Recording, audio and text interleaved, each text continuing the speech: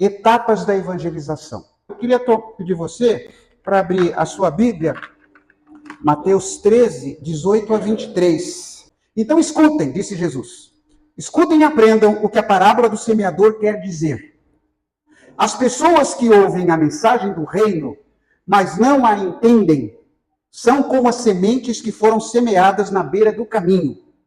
O maligno vem e tira o que foi semeado do coração delas. As sementes que foram semeadas onde havia muitas pedras são as pessoas que ouvem a mensagem e a aceitam com alegria, mas duram pouco porque não tem raiz. E quando por causa da mensagem chegam os sofrimentos e as perseguições, elas logo abandonam a sua fé. Outras pessoas são parecidas com as sementes que foram semeadas no meio dos espinhos. Elas ouvem a mensagem, mas as preocupações deste mundo e a ilusão das riquezas sufocam a mensagem e essas pessoas não produzem frutos. E as sementes que foram semeadas em terra boa são aquelas pessoas que ouvem, entendem a mensagem e produzem uma grande colheita. Uma 100, outras 60 e ainda outras 30 vezes mais do que foi semeado. Esta é a palavra do Senhor para nós aqui nesta noite. O evangelismo é um processo. Quer dizer, o evangelismo tem etapas. Às vezes a gente fica meio frustrado, porque você fala do evangelho para alguém, a pessoa é como se eu tivesse não falado nada do evangelho para aquela pessoa. Né? E aí a gente já fica desanimado. Mas é porque a gente esquece que o evangelismo tem algumas fases, tem um processo, ele tem uma etapa. A conversão é um evento único, a pessoa se converte, mas até ela se converter, ela passou por algumas etapas. É evidentemente que Deus age do jeito que quer. Eu já falei aqui que quem converte as pessoas é o Espírito Santo. O Espírito Santo é que atua. Quando você está falando, você é apenas um instrumento de Deus. É o Espírito Santo que está agindo. Mas a gente também deve se lembrar que o Espírito Santo não arromba a porta. Né? O Espírito Santo não obriga ninguém. A conversão tem que partir da nossa vontade. Né? Para a grande maioria das pessoas, o caminho é longo até elas chegarem a Cristo. Embora Jesus esteja perto de todo mundo, a maioria das pessoas está longe dele. E essa grande distância não será diminuída quando a gente simplesmente as confronta. Quando a gente debate. Jesus disse que nós somos o sal da terra e nós somos a luz do mundo. Como sal, nós damos sabor a um mundo sem graça. Devemos trabalhar como se fôssemos um desinfetante moral. Como o sal também era usado para preservar da corrupção dos alimentos. Nós devemos agir como se fôssemos um antibiótico para a alma das pessoas. As pessoas estão feridas, as pessoas estão angustiadas, as pessoas estão infelizes, as pessoas estão insatisfeitas. Nesse exato momento, há muita gente aí pensando besteira da sua própria vida. Mais do que isso, nós devemos deixar as pessoas sedentas por Jesus. O sal dá sede, né? Seria interessante se as pessoas olhassem para nós, no nosso convívio, e falassem, puxa, eu queria ser como você. Mas, infelizmente, o que a gente ouve muito é assim, para ser crente igual aquele lá, não é assim? É exatamente isso. Não é? E como luz, Deus nos escolhe para acabar com a escuridão, dar orientação, revelar Jesus Cristo a outras pessoas. A afirmação de que o evangelismo tem etapas, como eu acabei de dizer, ela é apoiada por várias figuras, várias metáforas na Bíblia. A Bíblia apresenta muitas metáforas sobre nós como igreja. O que a igreja deve ser para esse mundo? A primeira figura que a Bíblia usa é que nós somos uma carta viva. Você é uma carta viva que as pessoas estão lendo. Olha só o que diz 2 Coríntios 3:2. Vocês mesmos, Paulo está dizendo, são a nossa carta. escrita no nosso coração, para ser conhecidas e lida por todos. Eu imagino que Paulo está dizendo assim, olha, eu ensinei coisas para você, vocês são a minha carta. E aquilo que vocês estão fazendo com essa carta, as pessoas estão lendo com a sua vida. Esta imagem declara que o evangelismo permite que as outras pessoas verem as páginas da nossa vida e leiam as páginas da nossa vida, mesmo aquelas letrinhas miúdas da nossa vida. Essa metáfora pressupõe um contato regular com as pessoas, porque para as pessoas lerem essa carta, elas têm que estar conosco. Da mesma forma que Jesus falou que a lâmpada não pode ficar escondida debaixo da mesa e que o sal não pode ficar preso lá no saleiro, se você não tem contato com as pessoas, como é que elas vão ler você? Aí isso é negócio do diabo. Foi o diabo que inventou isso, olha, crentes fiquem trancados dentro da igreja, não se misturem, para que vocês não se contaminem. Se nós somos sal, nós não vamos nos contaminar. De jeito nenhum, gente. A gente tem que ter relacionamento com aqueles que não têm a mesma fé, não têm a mesma vida que nós. Mas deve ser um relacionamento íntegro. O sal mistura-se à comida e dá sabor. Como é o sabor da comida? Você está entendendo isso daí? Então você não precisa ficar, será que eu posso tal coisa? Meu amigo me convidou para ir com ele assistir um jogo. Mas como é que a gente quer ser lido se a gente está escondido das pessoas? Note bem. Relacionar-se integramente, de maneira íntegra. Com aquela história, não posso porque eu sou crente. Eu já falei aqui, né? A pessoa se afasta até da família. É a coisa mais triste. Não vou naquela festinha lá, não, porque vai todo mundo encher a cara, eu não vou ficar ali. É lá que você tem que estar, gente. É ali que você tem que ir. E pedir, Senhor, me dá graça, para que eu possa, naquele lugar, brilhar. Que eu seja uma carta e as pessoas leiam na minha vida a presença de Cristo, os ensinos de Cristo. Outra metáfora que a Bíblia dá sobre a igreja, sobre o nosso papel na igreja, as Escrituras dizem que nós somos como uma estrela brilhante. Olha só o que diz Filipenses 2,15. Sejam filhos de Deus, vivendo sem nenhuma culpa, no meio de pessoas más. Olha, vivendo no meio de pessoas más, mas sem nenhuma culpa. Que não querem saber de Deus. No meio delas, olha aí, não é afastado delas. No meio delas, vocês devem brilhar como as estrelas do céu. Nosso objetivo não é vencer as pessoas num debate, como eu já falei, mas refletir a beleza de Cristo para as pessoas, como a beleza de uma estrela brilhante. Um céu estrelado é muito atraente para aqueles que andam na escuridão.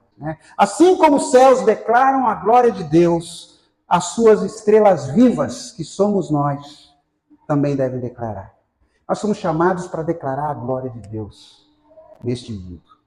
Uma outra figura, as Escrituras dizem que nós somos como o perfume de Cristo. Eu gosto de gente perfumada. Nós influenciamos pessoas com um cheiro suave.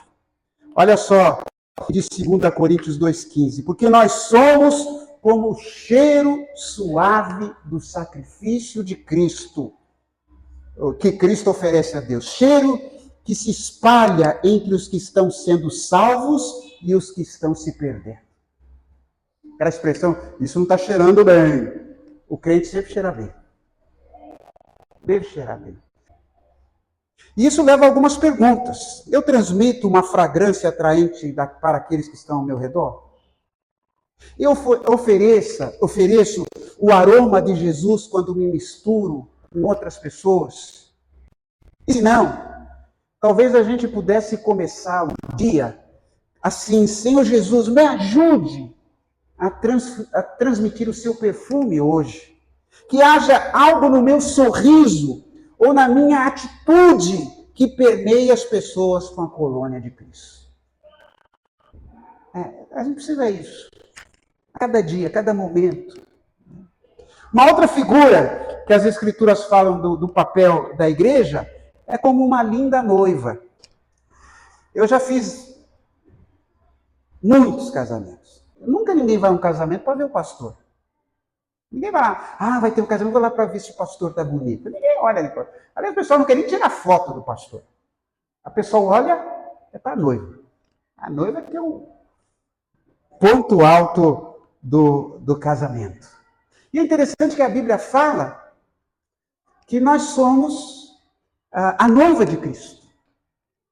Linda! Você não vê noiva toda esculhambada, não é? Olha só o que diz, segundo aos Coríntios 11:2. Eu os prometi como noiva pura a um único marido, que é Cristo. Olha só.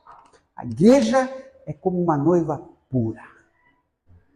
Isso é que a gente deve transmitir para o mundo. Não há nada mais atraente do que o corpo de Cristo quando a igreja age como deveria agir.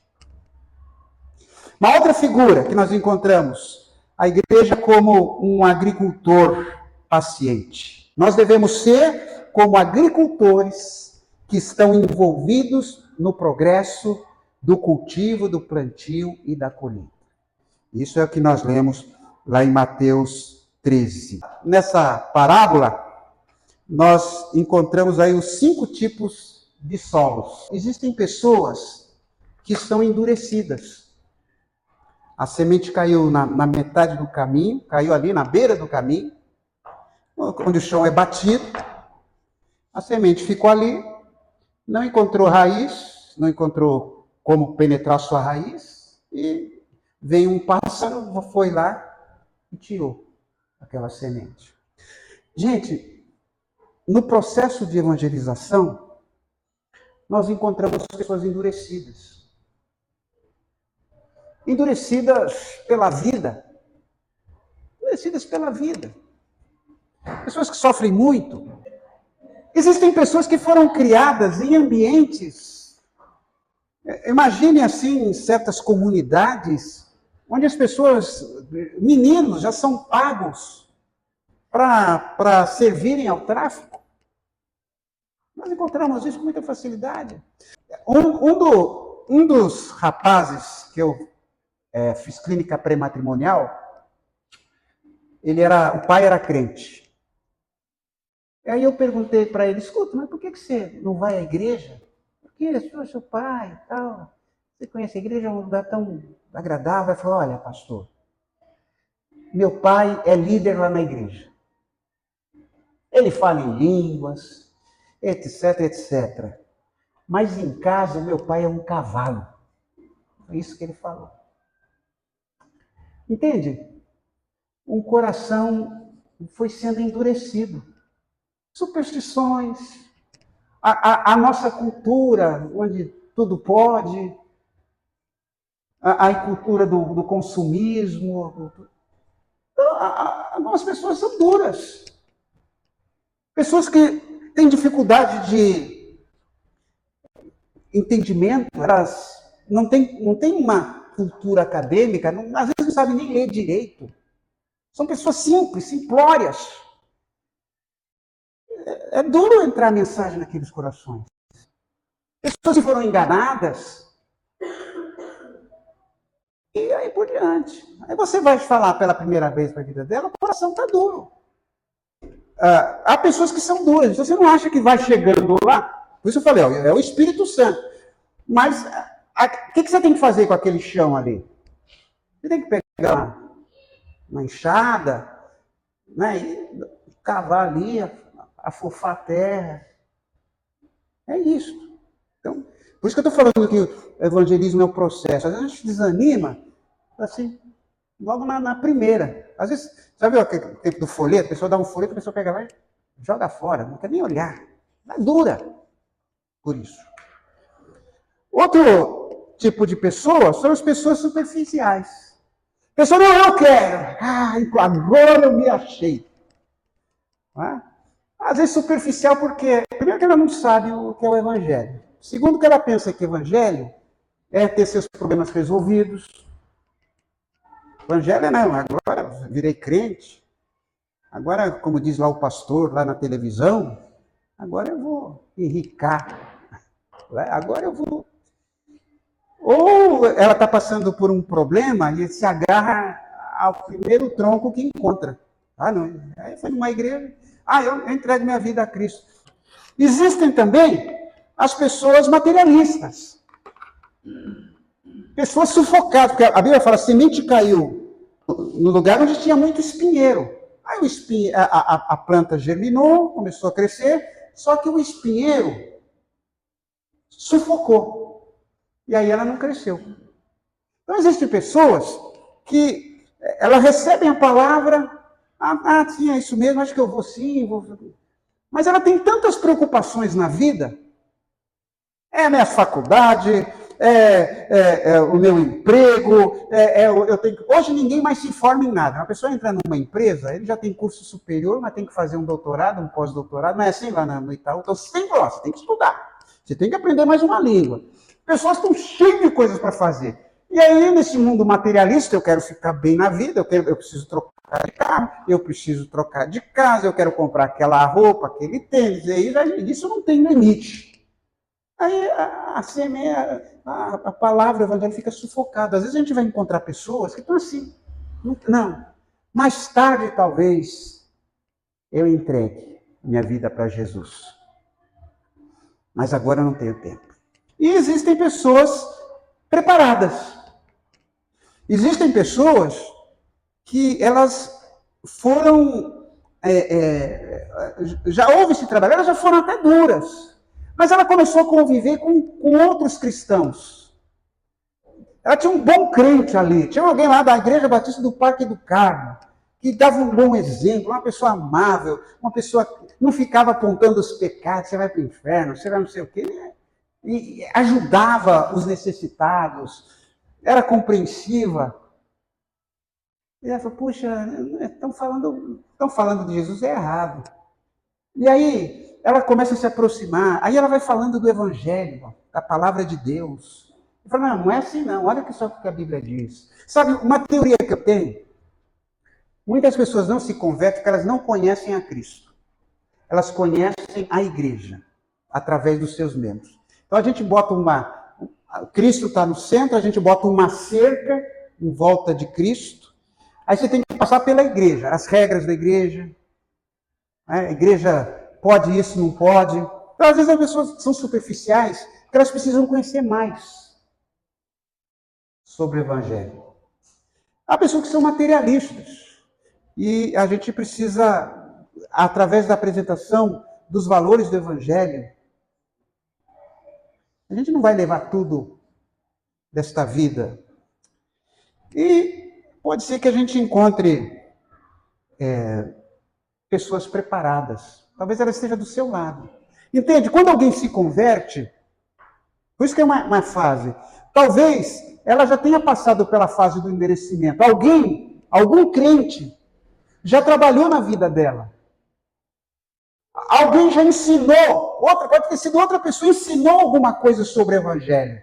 Deu exemplos. E aí o coração dela já está preparado. É só falta alguém convidar aquela pessoa a se entregar a Cristo. Uma vez eu estava num culto no lar, numa casa, e fizemos o culto, eu fiz a pregação. Quando eu acabei, eu falei, agora vamos cantar um hino, não sei o quê. Aí uma senhora, irmã Floraci, ela levantou o braço e falou, mas pastor, você não vai fazer apelo? Eu falei, por quê? Não, é que eu quero entregar minha vida para Jesus. Ela estava pronta, não precisei nem fazer apelo. O coração dela, mas sim, tinha gente da igreja trabalhando com aquela vida. Então, mas veja, às vezes o coração está pronto e ninguém chega lá, a bola está na marca do pênalti, é só chutar, mas ninguém chuta. Cada pessoa sem Cristo é um solo a ser cultivado. Cada pessoa com Cristo tem uma semente a ser plantada. Você está com suas sementes aí do Evangelho. Com a sua vida, e com as suas palavras. É normal, eventualmente, colher o que é semeado. Então você pode ser um ganhador de vidas para Jesus, né? E 5 verdades práticas. O processo normal de evangelismo envolve cultivo, plantio e colheita. Percebe? Tem terra que precisa ser cultivada. Muitas vezes esse cultivo se dá com o nosso exemplo, com a nossa luz, nós sendo sal, nós sendo um exemplo. O plantio é a gente jogar semente. A semente é a palavra de Deus. Quando a gente começa a citar a palavra de Deus. Quando alguém te pergunta assim, vamos imaginar, alguém te pergunta assim, escuta, o que acontece com a gente quando morre? Você acredita em reencarnação? O que você vai dizer? Esse é o momento de plantar semente. E coisas desse tipo. Colher pode estar mais perto do que pensamos. Talvez você esteja convivendo com pessoas que você já pode colher, mas você não trabalha nisso. Nós temos diferentes papéis no processo. Pode ser que alguém cultivou, pode ser que alguém semeou, e você só vai colher. Mas isso é um trabalho em grupo. Esse é o papel da igreja. Estamos no mesmo time. Não importa se fui eu quem discipulou, se fui eu quem deu o exemplo. O importante é que a pessoa chegue a Jesus Cristo. E é um trabalho duro. Por isso que muitas vezes a gente foge desse tipo de trabalho. E eu queria só terminar com isso aqui, para a gente adotar. Evangelismo CPC. O que é o evangelismo CPC? O primeiro C é C de cultivo. É um apelo ao coração através da construção de uma relação. O segundo C é plantar. É um apelo à mente através da comunicação da revelação. O plantar é você falar da palavra de Deus para a pessoa. De uma maneira que seja clara, de uma maneira que atinja as necessidades daquela pessoa. E o terceiro C, tem o C de cultivo, P de plantio e colher. É um apelo à vontade, na expectativa de uma resposta. Você já perguntou para alguém, você quer entregar sua vida a Jesus? Isso aí é colher. Então isso é evangelismo. Cultivo, plantio e colheita na vida da pessoa. Evangelismo é tomar a iniciativa no poder do Espírito Santo de ajudar uma pessoa a dar um passo no processo de se entregar a Cristo. Isso é evangelismo. Você é o instrumento, o Espírito Santo é que atua no coração. E aí você está ajudando outra pessoa a chegar a Cristo.